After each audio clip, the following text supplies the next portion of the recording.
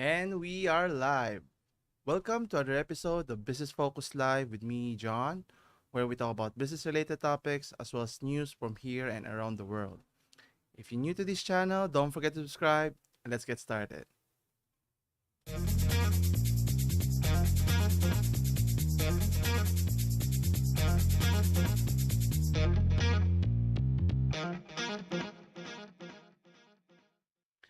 And we're back. Thank you again for joining me today. So, today is September 23rd, 2022. We'll be talking about some interesting major things that's been happening this past week or so.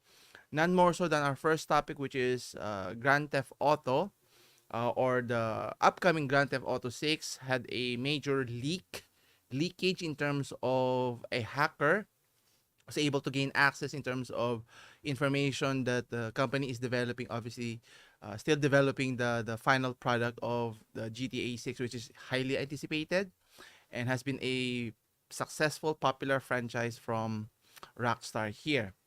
So what happened here and what does this mean for the industry? That the fact that a major publisher, gaming publisher, is hacked and was able to gain access here in terms of its vulnerability and whatnot. So we'll talk about that. And second, another major happenings. If you're in the PC industry, in particular, building PC components, in terms of the GPU, wherein one of its major partners for Nvidia, EVGA, has cut ties with Nvidia. So, what led to this demise? We'll take a look as well. Next, we'll be talking about real estate, in particular, an empire in China with the name of Mr. Pan Sutong had a surge in terms of growth in his business, in particular in the real estate, and suddenly has been falling precipitously. And what happened here, and what's to happen to his empire here? So we'll talk about that. Next, in terms of workforce layoff, in particular in Shopee's Indonesian region, where they have to lay off several of its employees here. So what happened here? Is it because of the surge of demand, or maybe spending too much, high cost of operating their business, and it's not compensated in terms of the revenue it generates? So we'll take a look at that, as to what happened there. And lastly, something interesting. So stay tuned for the last part when we talk about an interesting innovation in terms of cars. We have the combustible engine using fuel, then the advent of electric vehicles. Obviously, you have hydrogen powered and solar powered and whatnot.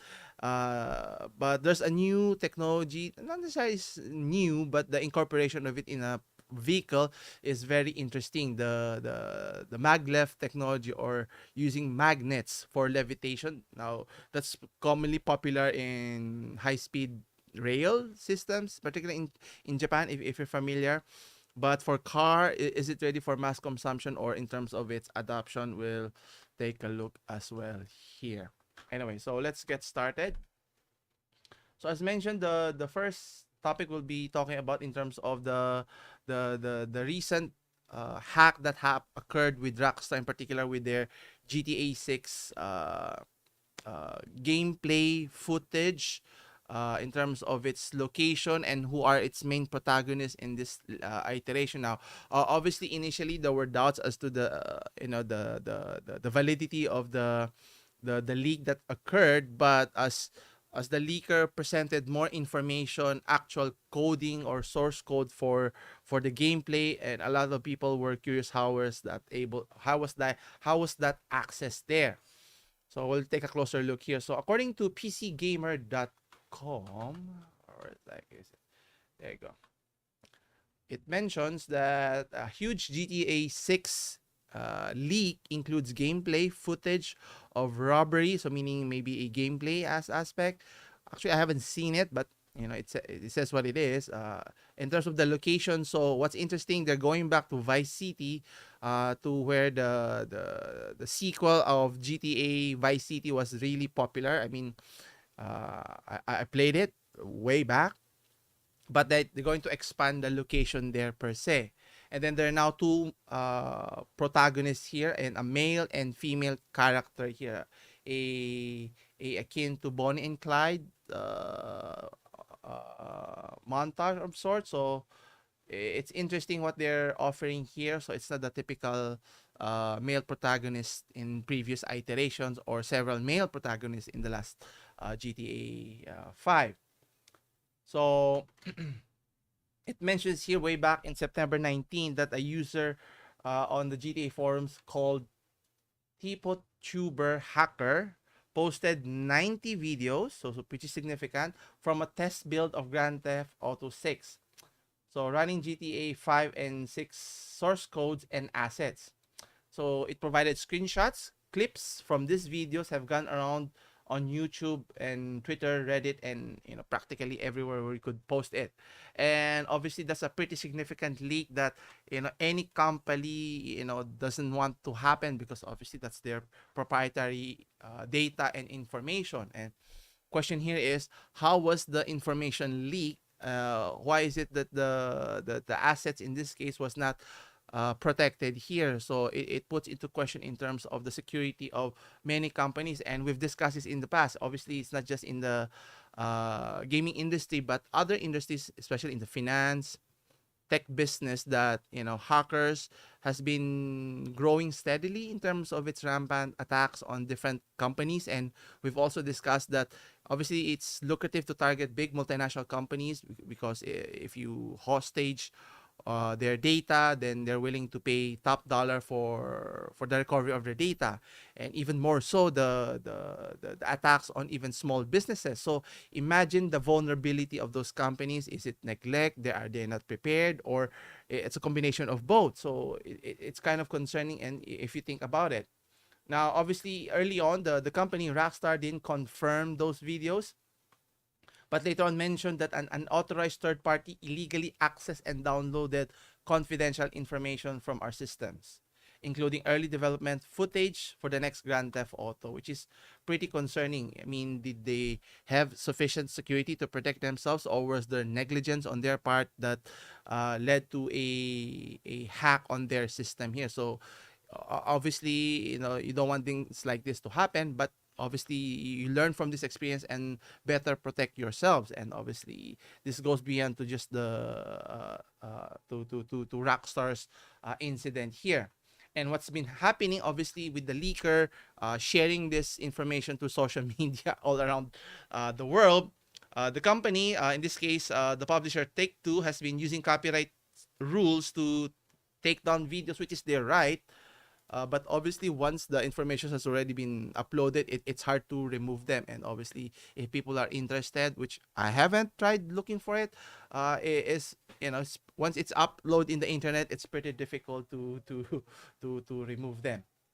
And in mentions further, in particular, in one video, a player character named Lucia robs a waffle restaurant in an accomplice named Jason. So taking hostage like they're in Pulp Fiction, a meter countdown time until cops is dispatched, similar to the wanted star rating, I think. And it looks reminiscent of the robberies in Red Dead Redemption 2. In spite of the mannequin NPCs clipping through objects, obviously it's not yet the final version, but it goes to show that it's pretty significant what the hacker was able to accomplish here. And obviously it's not only that, there was a conversation, a poolside conversation between the male character and a couple of redneck associates. So maybe part of the story arc, or the main story here. You hear dialogue such as, "Oh yeah, he's dead. Is he?" Just like there's a country called Finland. So obviously, leaking key integral stories. So that would not make sense until you purchase the final version of the game and be able to ascertain what the story is all about. Which is obviously, that is not what any fan would like to hear. Hearing spoilers from movies per se. And obviously, the leaker mentioned that the game has been in development since 2014. So that's roughly about 8 years, or almost a decade here. And it was originally codenamed Project Americas. Now, these files, which have been word Americas in their names, and some of which show a version running on PlayStation 4 dev kit. Even though it may be several years old, a source with knowledge of GTA 6 development told PC Gamer that the majority of the videos would likely have been attached to bug reports from QA testers. And obviously, even if you have the finished game per se, you still have to iron out the kinks, similar to the debacle that happened in Cyberpunk 2077. And obviously, you need testers to be able to see, playing through from start to finish, what are the issues that may crop up that the developers did not see or anticipate, so that they can rectify it before they finally release it. And obviously, hopefully they can release it in a complete version, so that when people buy it, they can enjoy it. And I think it's going to be another big hit for Rockstar here, regardless if it brings controversy with regards to, it's the first time there's a female protagonist here, or will it make sense to the story arc here. Obviously, one can only judge it based on the merits of, in terms of its acceptance in the general public moving forward. But what's interesting here, the FBI has stepped in, or the Federal Bureau of Investigation has stepped in with regards to this, making inquiries regarding to this hack that happened here. And obviously, this is not good for any businesses. And obviously, as a business, you want to protect your interests, not just your physical assets, but your uh, IPs, in this case, gaming assets or codes that, obviously, if the hacker were to share with other people in public, then that could spell doom, meaning other companies can try to replicate what Rockstar is has invested heavily, and trying to replicate their success here. So we'll wait and see how this scenario pans out here. Anyway, continuing with our story now, segueing to another major event or story that was recently transpired, in terms of, in the still in the gaming industry, in particular in the PC components, in particular the relationship between GPU makers and board makers, in this case EVGA. Now, technically, EVGA produces GPUs or graphics card, but the die that they use in terms of the core of the CP or the GPU, in this case, they have to rely on either two vendors, either from AMD, or in this case Nvidia. And EVGA has been partnering with Nvidia for as long as when EVGA started, and close to when Nvidia started, also way back 10-20 years ago.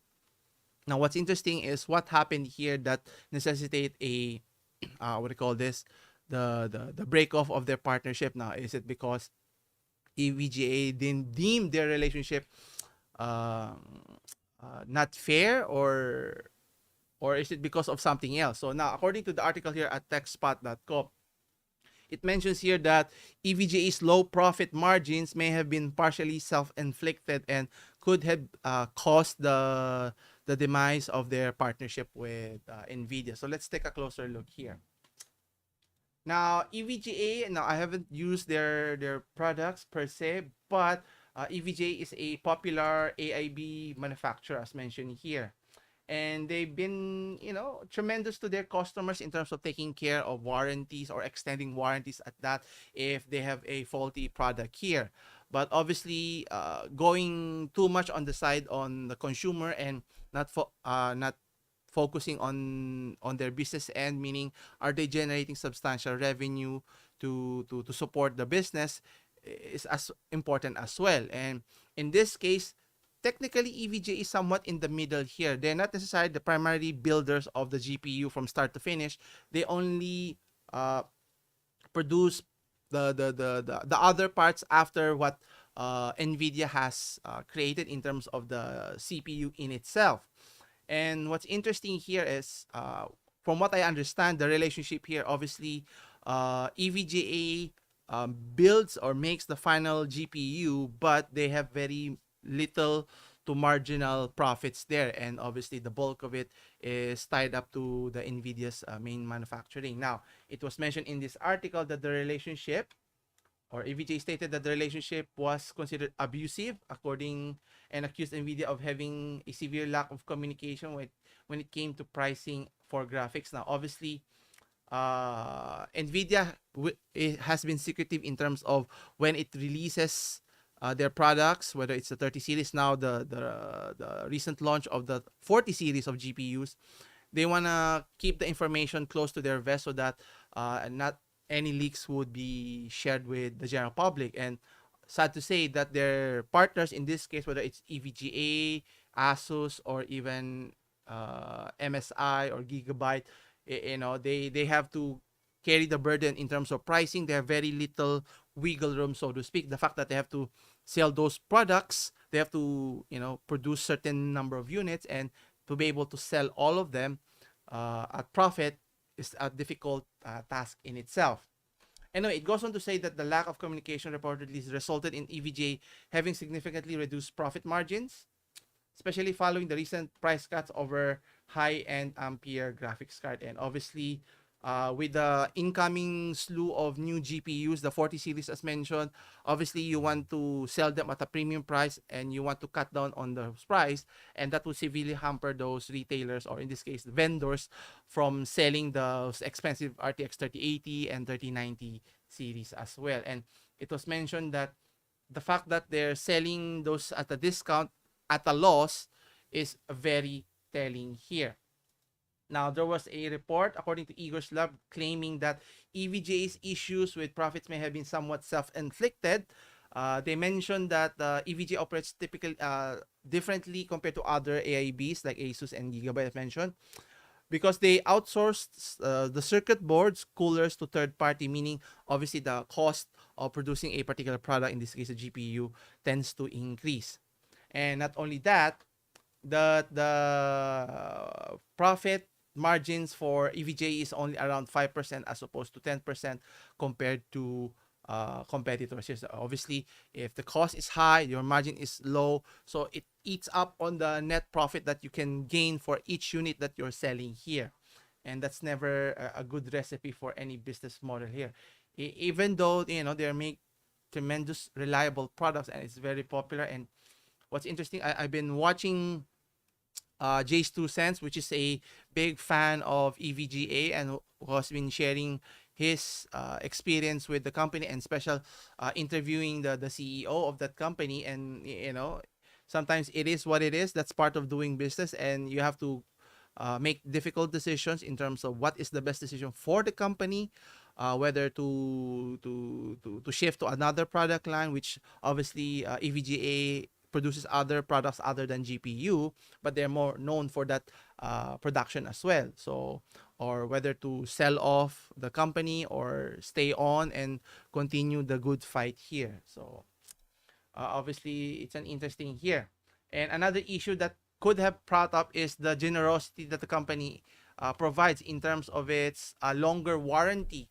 So obviously that could eat up in your inventories in terms of holding more products than necessary, then thinking that if there's a defect that they have to replace it.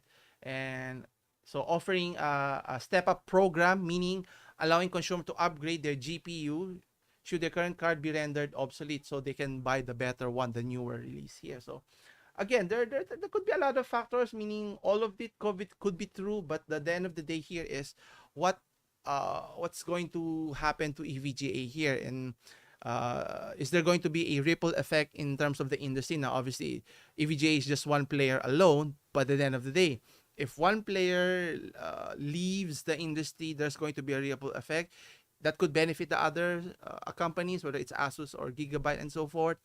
But what if it comes to the point that the relationship between, let's say, the motherboard, the AIB manufacturer versus Nvidia becomes tenuous?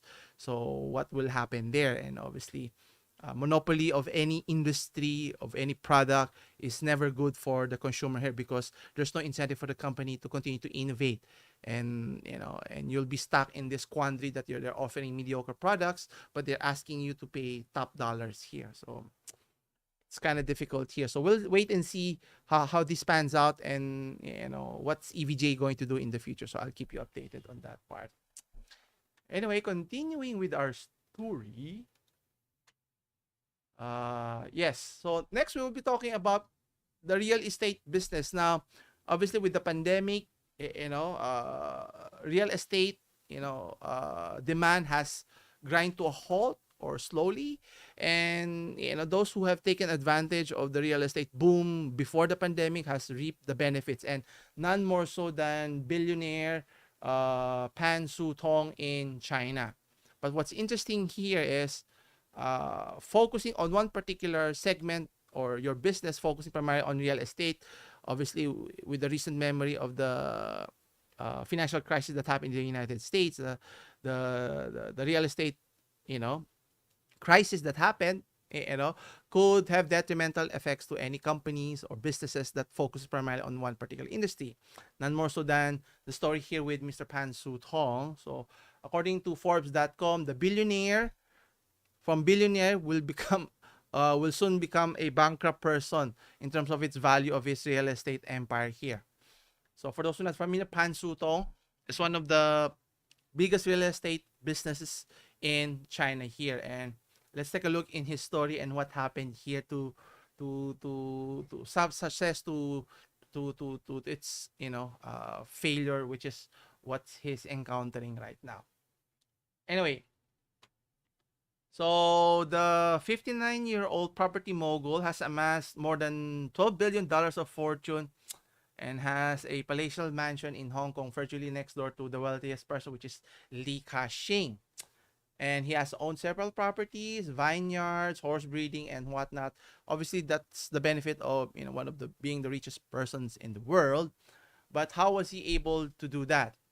And it all stems for developing properties here.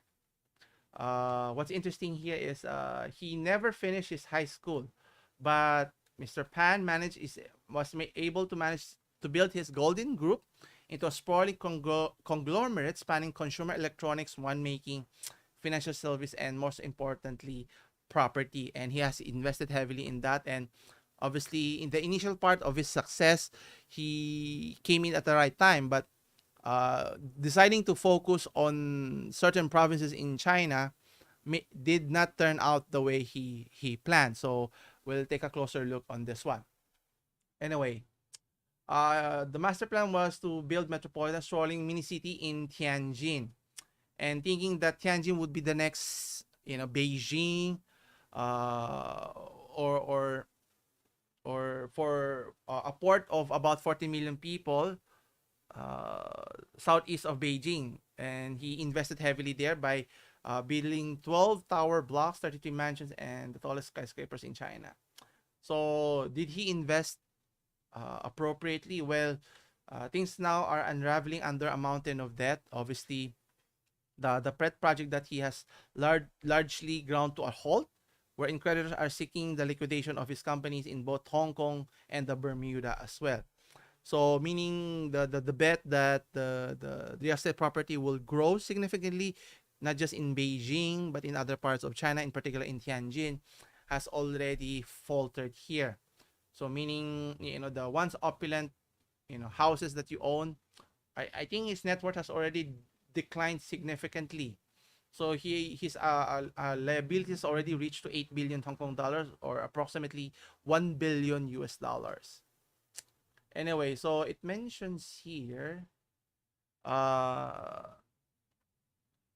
uh, there's a hold pending the outcome of Pan's appeal against the earlier ruling, meaning in the meantime, China's bad debt managers, Sinda Asset Management, has added further to Pan's legal trouble by suing us as well for several of his associated companies for another 7.4 billion yuan, or a little over $1 billion of unpaid loans. So meaning, obviously, if your business is not generating revenue and you keep on piling debts, that's never a good recipe for any business, sound business at that. And you need to be able to pay it off. And the fact that he has to uh, use his personal property as collateral to pay off his liabilities is not looking too good here. And on the other hand, a unit of Deutsche Bank has filed petition in Bermuda to apply for the liquidation of its golden financial holdings. the Hong Kong listed firm that holds Pan's wine, finance, and real estate development businesses. So the concern here is he has to find a way to pay off those debts. And question is, where does he generate those revenue to be able to pay off those debts? So that's why being in too much debt is always a bad thing. So that he can reach a new agreement with lenders, according to Kenny Nang, a security strategist at Everbright Securities here. So either that, if he cannot pay off his debt, then he has to go into bankruptcy, which is what the worst thing that could happen. So meaning one of the best success stories who had a net worth of a little over 12 billion way back in 2016 has already dwindled in terms of its valuation. I think right now,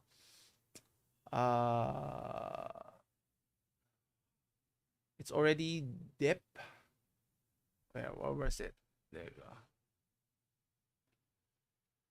Yeah, so the 1 billion loan from CITIC, personally guaranteed by PAN, was meant to build a 1.5 billion privatization of Golden's property way back in 2017. But again, it doesn't mention here. Where's the valuation here? So obviously that value has already dipped significantly. I'm assuming. Yes. So it has dipped to below to just $2 billion. So at its peak of 12 billion way back in 2016, so you can see that the trend has significant, actually right after that, meaning he tried to do too much, I think, and his valuation from 2016 to 2017 has already dipped more than half of it, and it has been a decline, consistent decline, and it's only getting worse here. So maybe the influx of revenue was misleading in its onset here, which is never a good thing for any business here. So question is, what are they supposed to do here? And it mentions here, focusing on the Tianjin project was a grandiose, and it's hard to give up for Pan, obviously, if it's a passion project for you. But if everything fails, then he needs to sell it in exchange for cash to solve its debt, meaning let go of those ambitions so that you can still continue operating as a business here. But if not, then bankruptcy is another option for Mr. Pan here. We'll see what happens here, so stay tuned for that one as well. Anyway, continue with our story. For our last one, so I mentioned earlier, so the cars has been a big revolution for our generation here, from the combustible, from electric to hydro to even solar power. Now the popularity, it's not necessarily all technology, but it's becoming more popular, the use of magnetic power, so magnetic levitation, or maglev as one would call it. So will it be a viable option, a reliable one? Now obviously that's very popular for trains, or in particular bullet trains in Japan, if you're familiar. But the question is, will it be applicable for vehicles, for consumer vehicles here? Anyway, so let's take a closer look. So according to techspot.com, magnetic levitation, or maglev car, can reach as fast as 140 miles per hour. So it's pretty fast. And what's interesting, it mentioned that the technology could increase the car's longevity and range here. So let's see here.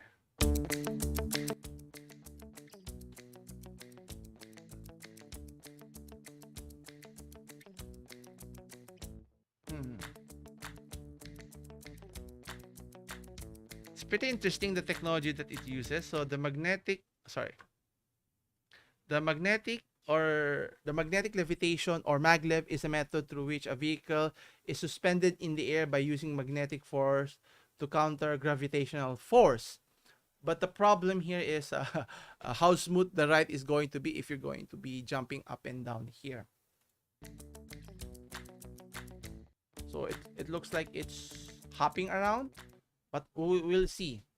Now, when people discuss maglev technology, it usually concerns train systems, as mentioned earlier, where it's known for allowing incredible speeds. Obviously, if it has a rail system that it can follow, so it can go straight at very high speeds here. And then it mentions recent tests have explored the potential advantages of maglev rails could bring to cars. But if you need maglev rails, you need to put it in the roads. Would that be possible? The trials are early, but the results are promising as mentioned. So a Chinese media recently reported a 2.8-ton car levitated 35 millimeters above the modified section of a highway in eastern China. And then a separate test hit a maximum of 230 kilometers or 143 miles per hour. Researchers think that applying maglev locomotion to cars could increase their range and longevity while consuming less. Now, obviously, one of the main issues for any technology, whether it's maglev or electric or even solar powered, is in terms of reliability and the adoption of that particular technology. Obviously, if it's not easy for consumers to, sorry, if it's not easy for consumers to adapt or adapt to current vehicles, then obviously the adoption rate would be much difficult here. Similar to how electric vehicles now, obviously it's rising popularity now, but not all car lovers will transition automatically to just electric vehicles here. Now, what this means is the trials likely doesn't mean we'll see a widespread maglev use, in particular in China. Now, what's interesting is that the local transport authorities held them to study the safety of high-speed maglev during on existing roads and to investigate the expansion of the technology. I think this is more practical for public transportation rather than private transportation, because if you're going to use maglev technology for private vehicles, it has to have rails to guide them, and will it have a smooth experience here? And the cost of installing the infrastructure, similar to how electric vehicles are encountering putting up charging stations, like similar to how gas stations have to put up their gas stations, everywhere to be able to refuel your vehicle here. But it's an interesting concept that's not new, but obviously being able to convert those to actual reality would be an interesting here. So China has been a pioneer in the maglev technology, as mentioned in the article. So the world's first maglev train still in operation was the Shanghai Transrapid. It's also the world's fastest electric passenger train with cruising speed of 431 kilometers or close to 270 miles per hour. So I think for maglev technology, it's well suited for public transportation, and it can transport mass transport of people from one location to another. Now, is it viable for private consumption? I think I'd prefer public transportation over private transportation any day here. Anyway, I think that's about it. Let's see any comments for today. So we have comments with inflation and peso at 58. Yeah, actually, it's rising steadily. Last I checked, it was at 56, became 57, and now it's 58. So it's not likely to go. It's likely to go beyond 60. And what's concerning, imagine a time in the future where a single dollar will cost 100 pesos. Imagine that way back when I was younger. I won't say a toddler, but a young teenager of sorts. The peso was still competitive. I think it was around 20 plus pesos per dollar. So compared to that, now it's already risen twice the amount or thrice the amount, and you know it gets only worse. And obviously, the inflation will always affect our businesses in terms of importing and exporting your products here. Another question here. Can you, the GTA leak? I think you'll have a difficult time looking for the leak here because, as mentioned earlier, Rockstar, or in this case, what was the name of the company? The Rockstar and the company itself is trying to do some damage control in terms of those companies. Take Two, yeah, or those who are trying to upload it and obviously make a killing out of it, sharing those videos to the general public, and it's it's their right to shut it down. And obviously it doesn't benefit us even if we see the leaks, because it's not the finished version of the game. You will see bugs or the similar to how Cyberpunk 2077, they try to show bits and pieces of the gameplay. It's still not yet fully formed, but it gives an idea of what to expect in the upcoming game. And in terms of the narrative, the location, yes, it's interesting, but I'm willing to wait to see the final bill before giving judgment. But the major issue actually at that in that aspect is the vulnerability of many companies. Imagine big companies such as Rockstar or Take Two was beholden by some hacker there. Whether that hacker is a young student out there is pretty concerning. Anyway, let's see. Any thoughts on Pogo? Not it will cease. Well, again, with regards to gambling per se, so it depends because there is always a what do you call this? There's always a risk and reward scenario. Obviously, the money it generates goes back to the government, right? But the problem is the government using the actual money for actual benefit for the masses here, which is it's kind of hit and miss. And regardless of if it's legality, the scandal that it's currently embroiled in, obviously at the end of the day, pressure will mount, and whether it succeeds or not, only time can tell. And obviously it's always interesting what's happening in our society nowadays. And but the question here I always ask is, does it benefit us? If it benefits our society, for our general public, for every one of us, then I'm always all for it. Now, is gambling the best way? Not necessarily, because there are always better alternatives to generate more income. I think one would think that bringing home OFWs would be a good starting point, meaning providing more jobs that we need, because the fact that we have people leaving our country just tells you how terrible the situation here, because not ample proper jobs, qualified jobs, and the salary is not compensatory of the skills that they're looking for. So you're always looking for better opportunity. The fact that we have majority of our populations of our parents, other parents, have to work abroad to be able to support your family here is pretty concerning. You can always hear the stories, the not so the good stories, but also there's always a flip side of you're missing out on being with family is always never ideal here. Anyway, that's about it for our discussion today. If you have any question, leave your comments down below and I'll try to get back. As always, come back again on Friday for more business focused live discussion. So thank you for joining me, and hopefully you can join me again next time here for more business focused live. As mentioned, you can also check out my other segments. So stay tuned on Monday for our Monday checklist. It's a very interesting topic. And also on every Wednesdays for business update. As always, I'll see you in the next one. Take care.